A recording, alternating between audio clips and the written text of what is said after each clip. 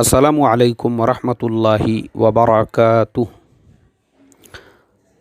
मोहतरम भाइयों, बुज़ुर्गों और दोस्तों, बार बार बार बार बार बार बार बार समझाने के बाद में भी मैं समझता हूँ हमारी कौम पता नहीं किस नशे में है, किस झोंके में है, किस ख़यालात की दुनिया में है जो समझने को तैयार ही नहीं है।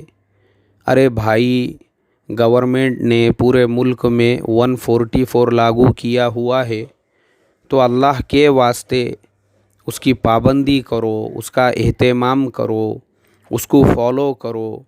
गवर्नमेंट अगर ये कह रही है मस्जिद में नमाज मत पढ़ो, तो सुनो रे गवर्नमेंट की। गवर्नमेंट अगर ये कह रही है कि 4 से ज़्यादा लोग एक जगह पे जमा मत हो, तो सुनो रे गवर्नमेंट की। गवर्नमेंट अगर ये कह रही है अपने टेरिस पर अपने घर के पार्किंग में जमा हो के नमाज मत पढ़ो, तो सुनो रे गवर्नमेंट की। ये गवर्नमेंट की नहीं सुनने की वजह से, हेल्थ डिपार्टमेंट को कोऑपरेट नहीं करने की वजह से आज भारत के अंदर कोरोना मरीज़ों का जो फिगर है वो 6000 से ज़्यादा हो चुका है। महाराष्ट्र का फिगर 1000 से ज़्यादा हो चुका है। मैं जिस पूना शहर में रहता हूँ, मरने वालों की तादाद 20 से ज़्यादा हो चुकी है। अब मैं और क्या बोलूँ।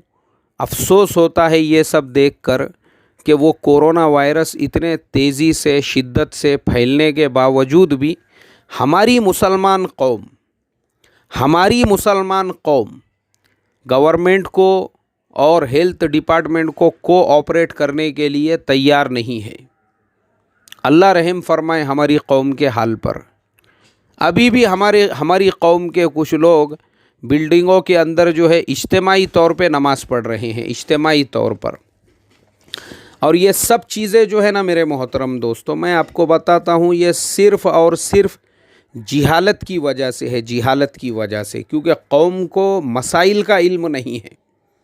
कौम को अगर मसाइल का इल्म होता था तो ये जाहिल और अनपढ़ मुसलमान कौम कम से कम इतना समझ जाती थी कि वाकई में भी हालात ऐसे है, जब हरमैन शरीफ़ैन के अंदर जमात से नमाज नहीं हो रही है, सारे अरब मुल्कों में जमात से नमाज नहीं हो रही है, अरब मुल्कों में भी लोग अपने अपने मकान में नमाज़ पढ़ रहे हैं, तो हमारे इंडिया की भी अनपढ़ और जाहिल कौम अपने घरों में इनफिरादी नमाज़ पढ़ती थी। मगर चूँकि हमारा मसला ये है, हम लोगों को ना दुनिया का इल्म है और ना ही हम लोगों को दीन का इल्म है। अल्लाह हमारे हाल पे रहम फरमाए। अब भी इतना समझाने के बाद, मैं समझता हूँ मेरा ये 10वां सबक होगा ये टॉपिक पे बार बार बोलने के बाद, फिर भी उम्मत मानने को तैयार नहीं है। आज की न्यूज़ महाराष्ट्र के अंदर, अभी मैं एक मराठी न्यूज़ चैनल वाले बता रहे थे, मुरुड के अंदर, मुरुड एक छोटा सा गांव है, मुरुड के अंदर कुछ लोग एक मस्जिद के अंदर नमाज़ पढ़ रहे थे। उन लोगों को ले जाकर उनके ऊपर पुलिस ने कार्रवाई की। मेरे ख़्याल से मुरुड जो है वो कोकन में आता है। अरे भाई, तुम लोगों को उर्दू में, हिंदी में समझ में नहीं आ रहा है, तर तुम्हाला काय मराठीत बोलायचं का? अरे बाबा, हा इस्लाम नाहीत आणि हा इस्लामच्या शिक्षणसुद्धा नाहीत।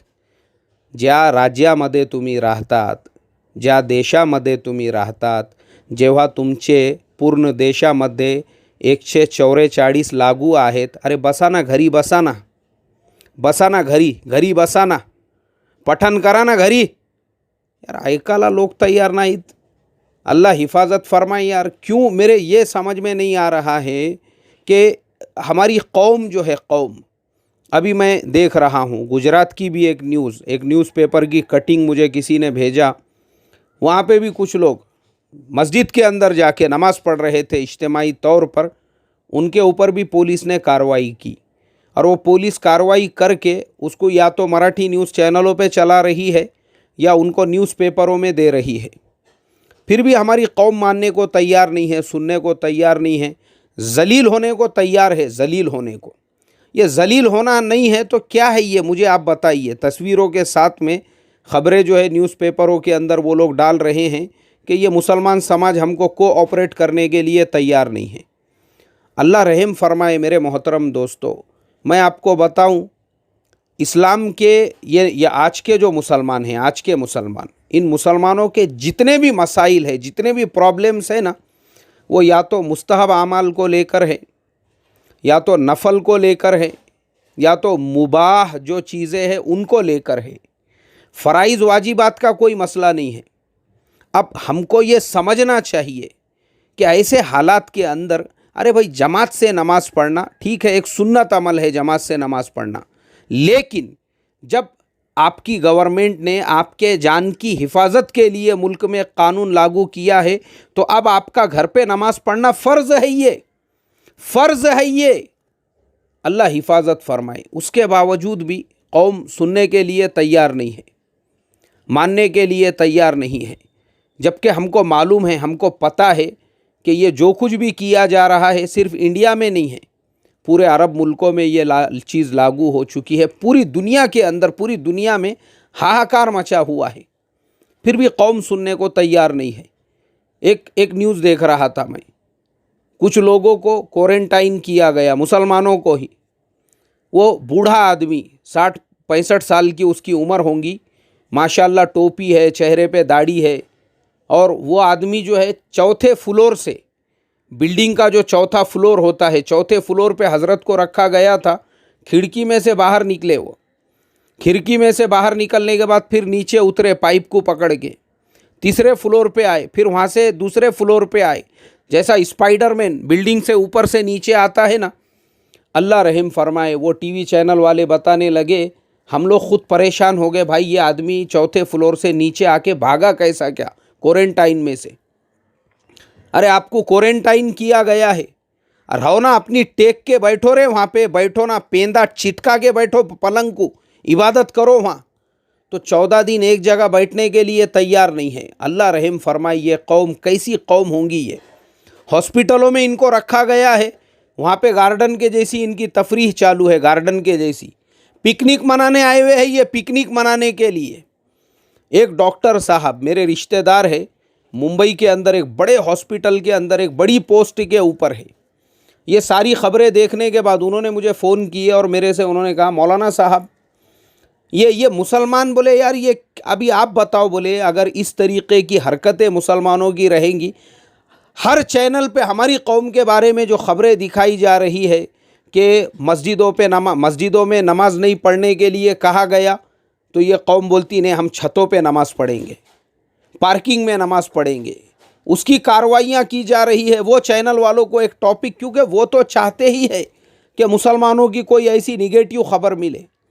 तो वो हमारे जो डॉक्टर साहब हैं मुंबई वाले, वो बताने लगे मुझे, बोले आप बताओ, ऐसी कौम जो ना हॉस्पिटलों में अपनी टेक के बैठने के लिए तैयार है, ना मेडिकल स्टाफ को कोऑपरेट करने के लिए तैयार है, ना ये अपने बिल्डिंग के अंदर जो है घरों के अंदर क्वारंटाइन होने को तैयार है, अभी भी अपने चौराहों पे, अपने बाज़ारों में जो बैठी हुई कौम है, मुझे आप बताओ ना, बोले ऐसी कौम से मोहब्बत कौन करेगा? कौन ऐसी कौम को अपने सोसाइटियों के अंदर मकानात किराए से देगा? कौन ऐसी कौम को अपने से करीब करना चाहेगा? आप बताइए, बोले मुझे कौन ऐसी कौम के नौजवानों को जॉब पे रखना चाहेगा जिनमें मानने का ही जज्बा नहीं है, सुनने को ही जो कौम तैयार नहीं है। अल्लाह हिफाजत फरमाए मेरे मोहतरम दोस्तों। बात मेरी कड़वी है, लेकिन हमको इस बात को कबूल करके अपनी कौम के अंदर, और जो सुनने वाले हैं उनको खुद को ये समझना चाहिए कि तुम अगर अपने घरों में बड़ी बड़ी जमातें कर रहे हो, बिल्डिंगों के पार्किंग के अंदर और बिल्डिंगों के टेरिस के ऊपर, तुमको खुद को समझना चाहिए तुम इस्लाम पर अमल नहीं कर रहे हो, तुम अपने नफ्स पर अमल कर रहे हो, और नफ्स पे अमल करने वाला शैतान होता है। ये दीन नहीं है तुम्हारा, ये शैतानियत है तुम्हारी। तुम अगर इज्तिमाई तौर पे बिल्डिंगों में भी जमा होकर आमाल कर रहे हैं, बिल्डिंगों के अंदर भी, तुम गवर्नमेंट का रूल नहीं तोड़ रहे हो रे, तुम अल्लाह का हुक्म तोड़ रहे हो। तुम भले अपने आप को कितना भी बड़ा जो है दीनदार समझ लो, दीनदार नहीं है तुम। दीन के नाम पे धब्बे हो धब्बे, दाग हो दाग। तुम्हारे जैसे दीनदारों ने सत्यानाश मार के रख दिए मुसलमानों की, क्योंकि सुनने को तैयार नहीं है तुम। ना तुम बिल्डिंग में सुनने को तैयार है, ना तुम महल्ले में सुनने को तैयार है, ना तुम हॉस्पिटलों में सुनने को तैयार है। अल्लाह ताला समझ अता फरमाए रे भाई इस कौम को। इसलिए मेरी दरख्वास्त है, आज शब बारात की भी मुबारक रात है, अल्लाह के वास्ते शब बारात में कोई ऐसी हरकत मत करो, क्योंकि शब बारात जो है वो कोई फ़र्ज़ या वाजिब नहीं है, एक मुस्तहब है। वो घर पे भी रहकर आप इबादत कर सकते हो। कब्रस्तान की ज़ियारत भी कोई फ़र्ज़ या वाजिब नहीं है, मुस्तहब है वो भी।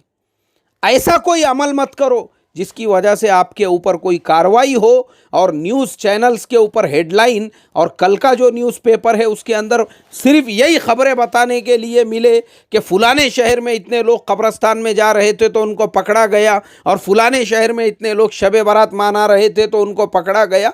अल्लाह के वास्ते ऐसा मत करो।